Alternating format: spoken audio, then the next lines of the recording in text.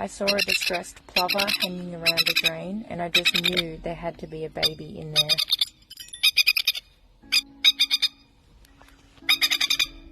You can see how well it's camouflaged in the leaf litter. There was a lot of debris stopping me from opening the grate.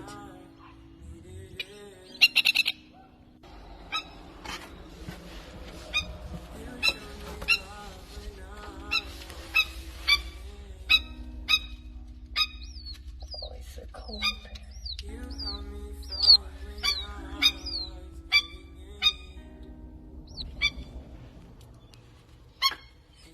Parents watching over me the entire time. Got the heater going full blast. Just warming him up before I put him back.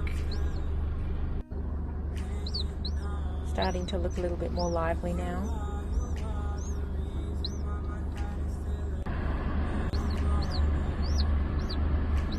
Ready to go back. I'm guiding the parents away from the drains. Come this way. So it hopefully won't happen again. Come over to your baby. That's it. And here's baby reunited at last. Going in for a snuggle.